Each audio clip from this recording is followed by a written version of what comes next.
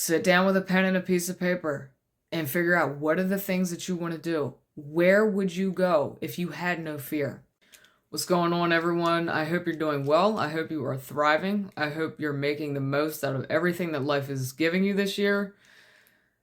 When you know that everything happens for the highest good comes through you in every situation. That's a highlight quote for this year, 2025. Go ahead and jot that down. What brings me to today's video is I want to talk about a common thing that happens after we spiritually awaken, and that is we could find ourselves in a period of being alone, of being isolated. And with that comes a whole lot of fear. You know, the fear of being alone, the fear of abandonment, of being neglected, all that subconscious programming. Because if you have found yourself in a period of being alone, you know, and in isolation, and, you know, friends, family has kind of fallen away, that's most likely why. It's because you've had those subconscious beliefs and programs that you're unworthy, that you don't belong, all that sort of thing. And so when we spiritually awaken, what happens is all our subconscious programs and beliefs become illuminated and integrated into our consciousness. And that can often lead to feeling like you're in a nightmare, you know, you're in a bad dream, you know, you're absolutely terrified. All your worst fears are at the forefront of your mind, and you're like, oh my God, my thoughts create my reality. And all of a sudden, all those fears are starting to manifest on the outside. So it can be really unsettling. It can cause immense anxiety, you know, especially because you have a third eye awakening and you realize that none of this is even real. You know, you're like a player in a virtual video game. And you're not quite sure of how to get out of these programs. And really, it's like it's happening like this. It's like, you know, you're out. It's out of control. That's how it was for me when I had my Kundalini awakening, and for a long time after it. And I myself have been in a period of being alone for 5 years now. Can you imagine that? Granted, I have certain connections, but when it comes to the physical reality and having someone consistent to kind of share my journey with and grow with, I haven't yet reached that point. So that's why I'm really excited to share some of my journey and give you my advice and what I have come to learn to know how to do. Like I said, you know, when this happens, it brings your worst fears to life. And you're so riddled with the emotions of sadness and despair and grief and depression and feeling unworthy and feeling like you belong. It's debilitating. It can really be crippling. And the reason that the programs are integrated in your consciousness is for the sole purpose of working them out, sorting them out, and remembering who you truly are. Letting go of all those programs, because all those programs aren't who you are. It's what you've experienced. It's an accumulation of beliefs through certain events in your life, but it's not who you are. So really, the spiritual awakening process is about releasing anything that isn't you and remembering your true light essence, the unconditional love, the one true love that you are to come through. And, you know, being self-esteemed, having confidence, speaking your truth, knowing that you belong, knowing you are worthy, being aligned with your soul song. So when I say working it out and sorting it out, that's all that it is at the bottom line, is remembering who you truly are and letting go of anything that believes you're unworthy or that you don't belong, etc. But because everything that's in the subconscious mind plays out in the outer reality, like I said, the fears in the forefront of your mind are all of a sudden they're playing out on the world outside of you. You have to experience through certain scenarios and events and situations those subconscious beliefs you have to become aware of them in the moment and go, you know, I see. So who am I really? Does this reflect who I truly am? Or does this reflect a belief that I've had from experiences that I've accumulated? And so in those moments is how you remember who you are and how you redirect your actions and realign your beliefs in the direction of who you truly are. And this is something that will play out depending on the level of trauma and how long you've been operating in certain belief systems. It'll play out in cycles over a period of time. And the more trauma that you have, the longer that it may take. Because time isn't linear, it happens, it unfolds in a spiral. So things and patterns happen in cycles. So every time around the spiral, every new cycle, you gain a deeper insight into who you truly are through that reflection of your belief. So that's what it means when it's sorting it out, and all throughout that process, it's the whole thing, remembering the oneness of life, the oneness of the interconnectedness and the binding fabric that is God, that is unconditional love of all things, from which all things are animated from. That is who we truly are. It's like walking a tightrope, because we realize that this reality isn't even real. These bodies are temporary. This story is temporary. This is just one mere story out of the entire span of the cosmos, out of all the lives that we live. So it's kind of wild. It's like we get so wrapped up in the story, and it's just in it's a blink of an eye in the larger scheme of things in the cosmos. But still, yeah, we're here to live it. We're here to. We still have a body, we still have a story, and we're learning unconditional love through the experiences that we have. One thing that I remember during my Kundalini awakening, it was one of the most blissful things, was that I knew that everything was perfect.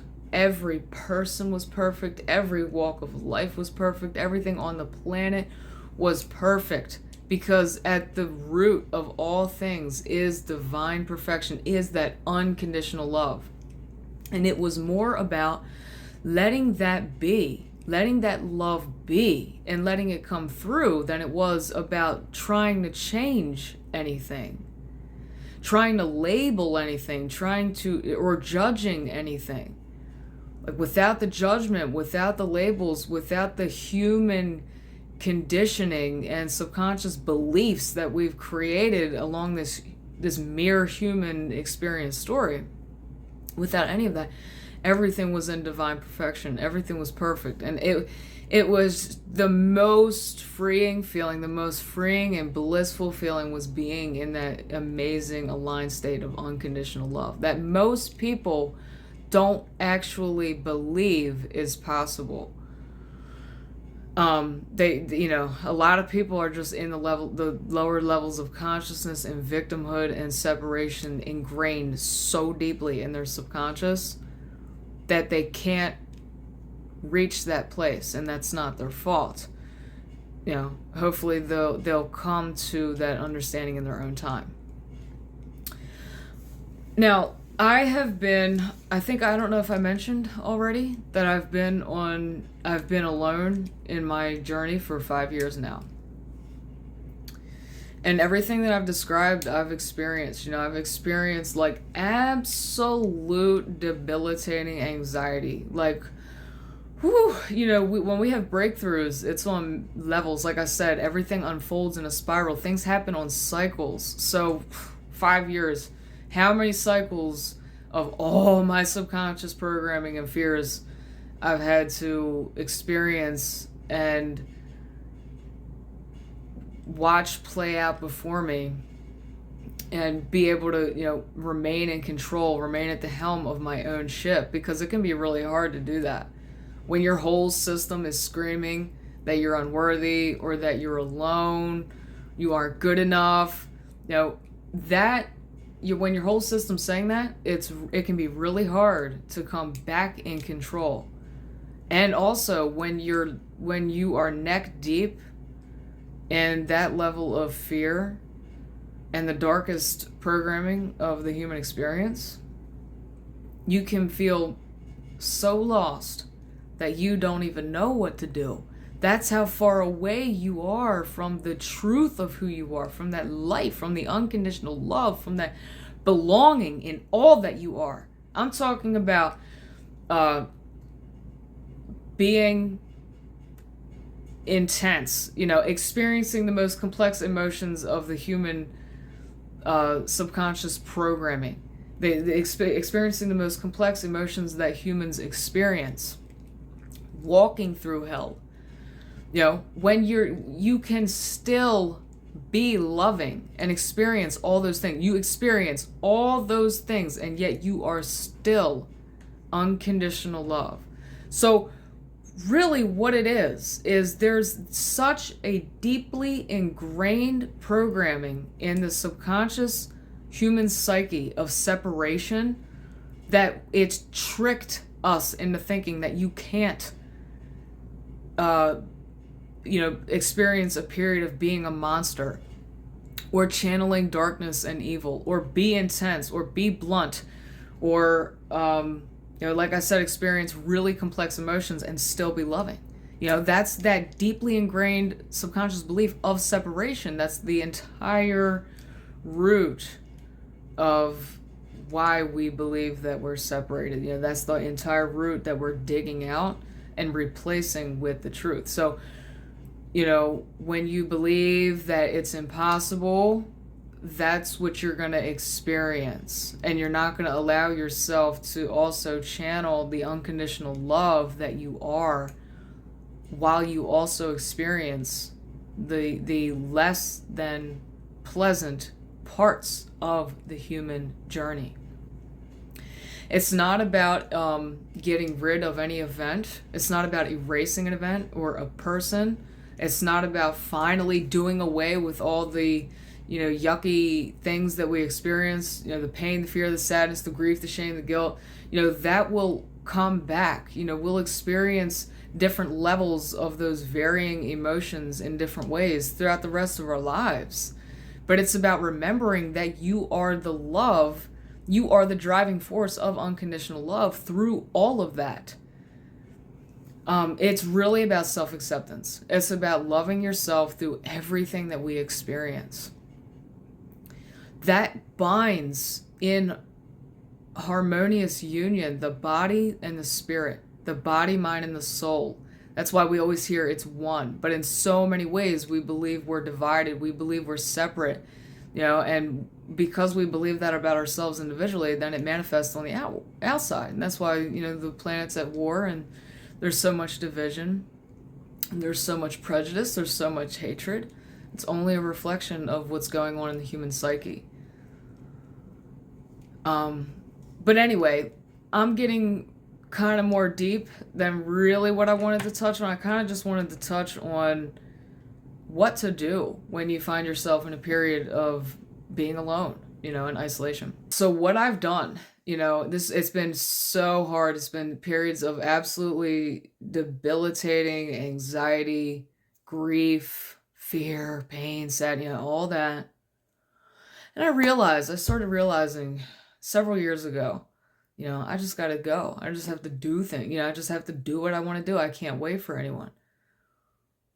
And as I continue to do that, whatever it is, kayaking, biking, taking my camera out, shooting pictures, going to different places that I'm drawn to, traveling, whatever the case may be, every step that you take is just another way in which you come home to yourself. Things start unfolding. They open up.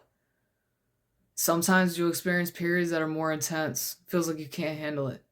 Especially if you're dealing with that like agoraphobia type anxiety. I don't want to leave the house. I'm scared to go anywhere by myself because I feel like I don't belong. I feel unworthy.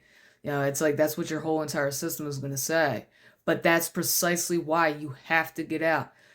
Sit down with a pen and a piece of paper and figure out what are the things that you want to do. Where would you go if you had no fear? What is something you would do if you had no fear? And I want you to sit on that and I want you to really think about that. Because your brain might not be able to come up with the accurate answer because your fear may be actually blocking it out. You may not believe that you actually want to go where there's other people. You may not believe that you actually want to do things that would put you in a position of vulnerability, but your soul does. So that's why I want you to sit on, I want you to push your limits. I want you to really get honest with yourself. Make that move. Take the action. Let yourself break through. Because, oh my gosh, when you feel so blocked, you're so anxious, you have so much anxiety, and then you go and do it, you have freed yourself. And then you do it again and again and again. And you reach a point where it doesn't matter where you go. It doesn't matter how many people's there. You are the light. You know you belong. You're in your charm. You know, you're not afraid to talk to people. Because this journey is about remembering that you are the light. A lot of people in the world can't remember that they're the light, you know, and we're meant to be the ones that remind other people that they're the light.